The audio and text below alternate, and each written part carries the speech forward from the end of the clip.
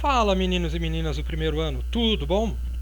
Vamos para mais um vídeo, agora sim de solução de exercícios, tá? No primeiro vídeo nós tínhamos feito um exercício teórico para calcular, ou seja, encontrar todas as equações que atuam neste sistema.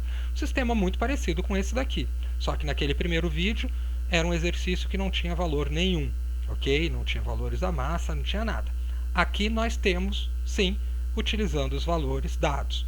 Então a gente pode se basear naquele primeiro vídeo com aquelas equações que encontramos ou trabalharmos com elas identificando cada uma aqui, ok? Então vamos ler.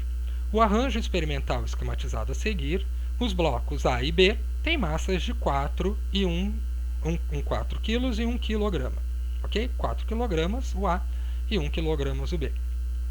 E despreza-se os atritos, a influência do ar e a inércia da polia. Ou seja, a gente não tem nenhuma resistência de atrito, resistência do ar e inércia da polia. Então, aqui não vai nada atrapalhar o sistema.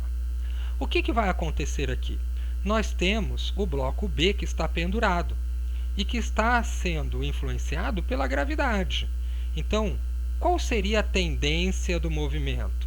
A tendência do movimento seria para direita, ou seja, o bloco B, por influência da gravidade, cair, ok?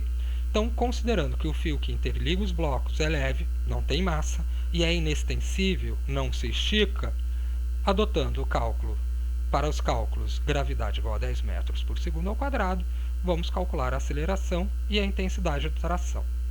Então, da primeira situação, o que nós vamos ver? Vamos analisar cada um dos bloquinhos, ok? Bom, então vamos lá. Então, separando aqui os bloquinhos, vamos ter o bloco A apoiado no plano. E ele está sendo puxado por quem? Ele está sendo puxado pelo fio. Então, nós temos a tração, movimentando ele para a direita, direção vertical, sentido para a direita. Tem alguém segurando ele? Não tem ninguém. Então, nós não temos resistência.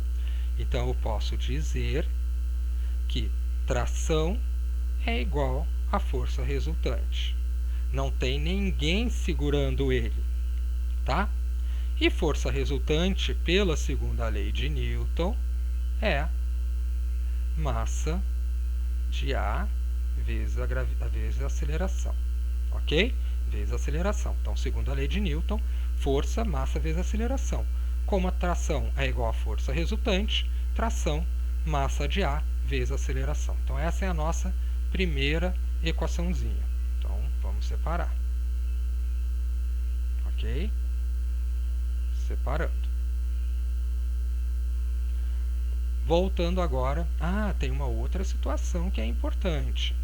Esse bloco A ele está apoiado no plano. Então, ele faz, pelo peso, uma força para baixo sobre o plano.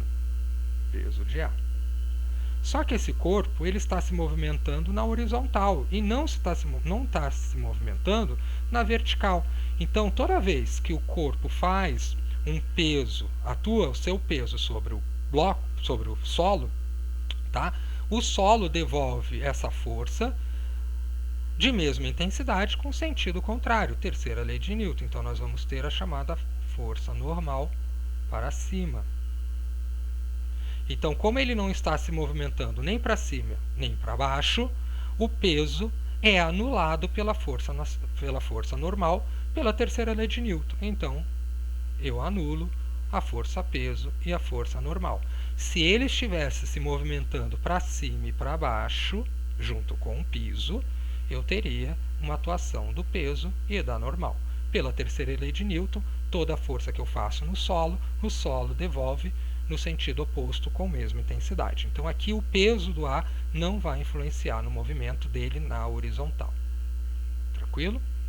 Agora vamos olhar para o bloco B. O bloco B, ele está pendurado. Quem é que vai movimentar o bloco B? É o peso dele. Então, o peso do B vai estar para baixo. Então, ele está se movimentando para baixo. Mas tem alguém segurando o B? Opa, ele está preso pelo fio. Então a tração dele para cima vai segurar. Que é o mesmo fio do anterior, né? É o mesmo. Então nós temos, quem é que puxa? O B, peso. Então peso de B. Quem é que segura? É a tração. Então menos tração. Então vetores de sentidos opostos, vamos subtrair. Então peso de B menos tração é igual força resultante. Segunda lei de Newton, quanto que é a força resultante? Então, peso de B menos tração é igual massa de B vezes aceleração. Ok? Então, já chegamos numa segunda equação. Vamos para as equações. Então, agora, a gente não quer calcular a aceleração, então nós podemos ou montar um sisteminha utilizando das duas equações, ou pegar a primeira equação e substituir aqui na segunda, ok? Então, podemos escrever na letra A que peso de B menos a tração. Opa, mas quem é a tração? É massa de A vezes aceleração. Então, massa de A vezes aceleração igual massa de B vezes aceleração. Então, é isso que nós temos. Então, substituímos a tração por massa de A vezes aceleração, porque elas estão aqui, ó. É só substituir, tá? Agora, vamos colocar os valores que nós temos. Quem que é o peso de B? O peso de B é a massa do B vezes a gravidade, menos a massa do A, que é 4 kg, vezes a aceleração, que nós não sabemos, igual. Quem é a massa de B? A massa de B é 1 kg, então é 1 vezes A. Massa de B é 1, então temos 1 vezes a aceleração da gravidade, que é 10, que é igual, pegar esse menos 4 e jogar para o outro lado, então nós vamos ter 1A mais 4A.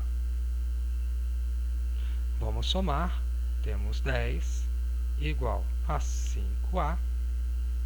5 está multiplicando, passa dividindo, então nós vamos ter A igual 10 divididos por 5, que vai dar 2 metros por segundo ao quadrado.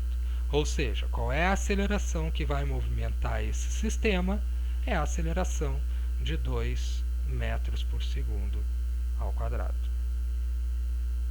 Então, não esqueça das unidades, tá? É a aceleração. Então, na letra A está feito.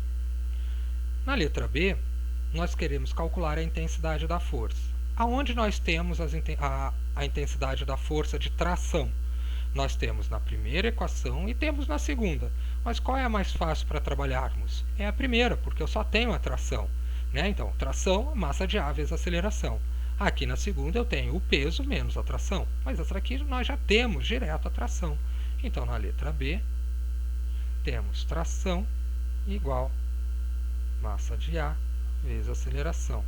Substituindo os valores, massa de A é 4, a aceleração que nós calculamos é 2, temos 8 newtons. Então, a tração igual 8 newtons.